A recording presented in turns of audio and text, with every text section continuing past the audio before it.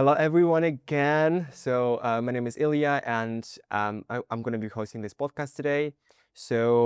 Last time we had our guests, and she was called Ida, and she was telling about her history and then her experience with work in this organization. But now we have a new guest. So could you introduce yourself? Yes, thanks, Illia, for having me today. Yes, I'm Federica. I'm here as an international volunteer as well, just as Ida. And I'm taking also part in this project, which is called Pathways to Belonging, which is a European Solidarity Corps project funded by the European Union. And I'm here as an international volunteer with FNT, which is Fundația Națională pentru Tineret. So for a couple of months. Nice. That's so very nice of you. Why specifically Bucharest, if I may ask, and why specifically your FNT organization? Actually, I already met FNT organizations and I knew how they work with youth, specifically in Romania, and I was curious to also participate into this specific project with working with Ukrainian refugees, because it's, let's say, a new topic to tackle for me, but at the same time, it's something that allows me to improve my skills into specifically in facilitations and also in event logistics. So yeah, that's why. It sounds like a busy schedule for you. But like you've also been telling me like off the camera obviously that you have this on and off relationship with Romania. Why is that? Yeah, basically it's my fourth project so far in Romania, and that's why I chose this time to come to Bucharest. Nice. What places did you go to? I traveled a bit more in the north, let's say. I've been to Vatra Dornei, which is in Moldova, then in Oradea, which is in Bihor on the other side. I've been also to Bușteni, and then finally I came here in Bucharest. In Bucharest. And why? And is it different for you? Does it feel different for you to be in Bucharest in comparison with other places? Or Comparing, let's say, the previous experiences, yes, it's something new, but still engaging and yeah, fun. like in a positive way, new, as in the negative? What would you say? No, I would say totally positive way. Yeah, Nice, for sure. nice. And what do you think overall about Romania and the Romanian people and culture? Because you seem to like it, which is very very nice. Yeah, I guess it was something new for me, but considering that I started my new year, let's say 2026, yes, in Romania with a training course. So just for a week after this, let's say, intense week, I decided also to apply for something longer to experience a bit more about the culture and the language in itself, which is also very comfortable for me because it's not that far and different from my own culture and language as well. Yeah, yeah. But yeah, you've been taking some Romanian classes as of late, haven't you? Yes, couple of times Yeah. so far. Could you demonstrate a bit, maybe? Bună ziua, ce faci? Oh, that no, it's still a lot, to be honest. Yeah, and like, and also, I suppose in where like people sometimes even assume you're Romanian. So kind of like, does that make you maybe, well, maybe it helps you to integrate better in society in some ways? I would say so. Maybe it helps me sometimes to uh, act as a, how would you say, like a chameleon, maybe? Nice. No, no. Yeah, yeah. Of course, of course. Yeah. So let's talk about the Affinity organization a bit, and then about this project. So how can you interpret the project you're working on? Pathways to belonging.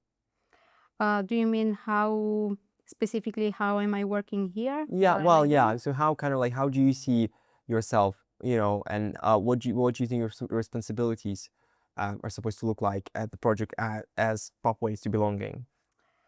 Well, I would say first of all that it's interesting because every time taking part in a new project brings new challenge and also new people to work with, to know, and to try to adapt on both sides. So it's you adapting, but also other people adapting as well, especially in communication, but also in try to combine all the skills that you all bring together. So I think that so far this is the most interesting part that I found out Yeah. about the project. Yeah. That's so yeah. And then also last week you were kind of busy as well, right? A bit. You were doing something. Can you tell us a bit more about what you were doing? Oh, you already know everything. Well, of course I do, but still, just so yeah. Yes, actually, the last 10 days were pretty busy here at Venete because we hosted a youth exchange under the Erasmus Plus program. And we hosted like 40 youth from different countries coming from Europe and also countries that have like a partnership with Europe, like Turkey. Yeah. And it was really interesting to see this youth all together without knowing each other before coming here, try to communicate between them, to collaborate, and to also know each other, to create like a safe and peer-to-peer learning environment as well. No, yeah, Yes. yeah, it's very nice. But you've had this experience before, haven't you? Working with, with the youth and all of that.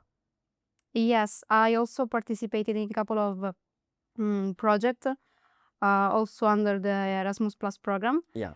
And specifically, I may say that it's something completely different when you're a participant, because you have like a different, I don't want to say mood, but you face the project differently, let's say. Okay. Because when you're a participant, you already find all the logistics already set by someone. Yeah. All the activities already scheduled for you. But when you are an organizer, you can really grasp the meaning and the huge workload that is behind all the organization. No, yeah, because it's been very busy, and people are just they're so stressed about everything because everyone wants to have their work be perfect and everything, but then it's never the case. Unfortunately, you have to adapt sometimes, and just maybe yeah, it was really intense. I felt it myself sometimes. So yeah, but also it's a bit different here, right? Because you were telling me that usually when something like that happens, most activities take place at the place where people are accommodated in and everything. But in Bucharest, it's a bit different because they have to, a commute as well, and then it's a bigger city, so they expect you have some free time to explore the city, all of that, right? Yeah, I think that the main difference may also be this one, because when you have a project with all the activities and also the accommodation in the same venue, it's different from having like different the activity taking place in a place which is different and a bit far from the accommodation as well. So maybe this may be a difference, but I don't think that it was like an obstacle for them, because I guess, and I quite sure about that, they really did good. Yeah, they Yeah. actually did. They actually did. Tell us more a bit maybe about the activities you're organizing with them and for them. This youth exchange basically was focused on youth mobility and also well-being. So it was focused on two topics that today should be tackled together. And particularly, they participated in two different workshops, all facilitated by using non-formal education. Yeah. Also to talk about youth mobility opportunities for them, and also how to properly engage into society today, while also taking care of their mental health and their well-being. Sorry. No, but it sounds like very elaborate, maybe complicated. How did you manage to sort of dilute everything and kind of make the outcome sort of more fruitful? Because behind this project there was like a strong organization uh, um, provided by the project coordinator in herself, by also the international volunteering team that I'm part of. So it wasn't just me, but also other volunteers that course. that collaborated together, bringing new fresh ideas and also a good mood, which is like a boost for this kind of experience abroad. Nice, nice. Like, it's been like just like a week more or less. Even though a week, like a few days, right? They just left like last week.